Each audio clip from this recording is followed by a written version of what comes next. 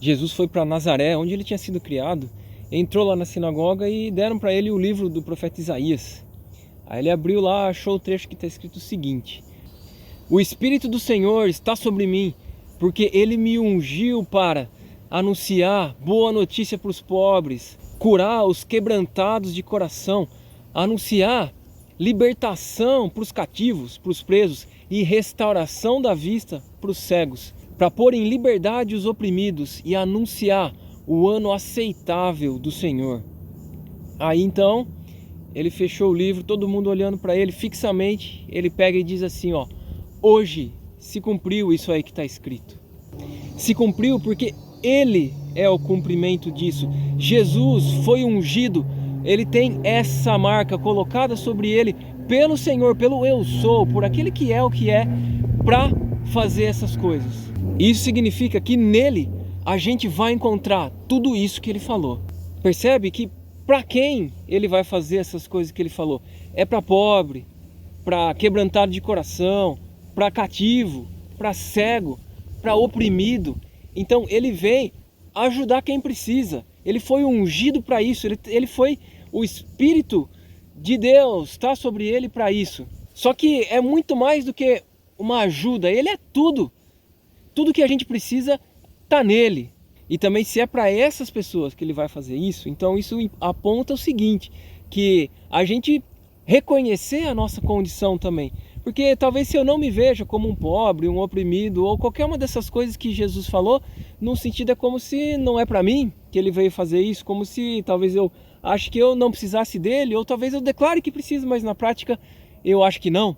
Mas na medida que a gente se reconheça como um pobre, um pedinte, aí eu vou saber que em Jesus eu encontro boas notícias, porque ele veio trazer a boa notícia do reino de Deus. E é por isso mesmo que ele fala, mudem de mentalidade, que o reino de Deus está perto.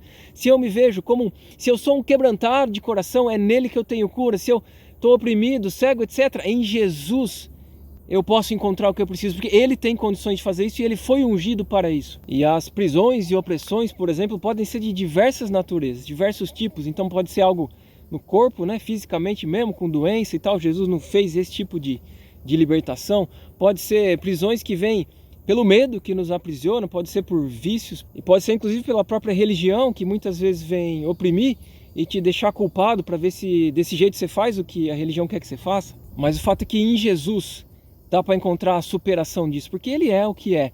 Inclusive ele fala, né, de recuperação da vista aos cegos. Talvez você pode pensar em capacidades que Deus mesmo te deu e você acabou perdendo, seja por andar numa mentalidade que não é aquela que Deus chama a viver, por opressão do mundo ou o que for, mas ele é capaz de restaurar essa condição para que você venha a usar isso para ele mesmo, para que enxergando melhor, você veja o que ele quer que veja e aponte para os outros, compartilhe para os outros aquilo que ele deseja que você viva, que você seja. Então o Espírito de Deus está sobre Jesus e Jesus tem a unção, essa marca, esse selo de Deus para fazer essas coisas. E é maravilhoso que a gente pode então encontrar isso nele. E se ele é assim, é isso também que a gente é chamado a viver. E aí, interessante perceber que no contexto aí, Jesus ele tinha sido tentado no deserto, superou isso e ele volta no poder do Espírito. Então se a gente também vai buscar viver isso, é importante que a gente viva nesse poder também, não para apontar para nós, mas porque isso é a capacitação para a gente viver aquilo que Jesus veio fazer, a gente fazer o que ele faz e nesse sentido ser em nome dele. E é por isso mesmo que tem a ver com andar como ele andou, porque vivendo em nome dele, ele disse as coisas que vão acontecer por conta disso, porque ele está fazendo, ele motivou isso. E aproveitando para acrescentar uma outra coisa dessa conversa, né?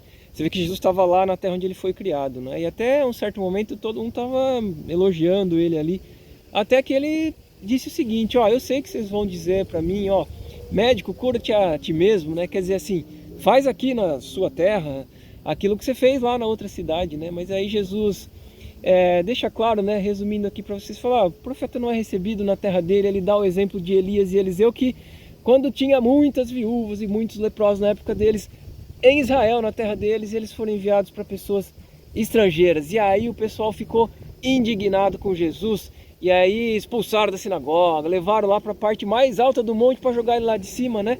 Mas não era hora dele morrer, ele saiu dali. Então é importante perceber, né, que apesar de Jesus ter sido ungido para tudo isso, que é tão bom, não significa que ele foi tão bem recebido assim. Embora ele veio anunciar o ano aceitável de Deus, ele mesmo não foi muito aceito.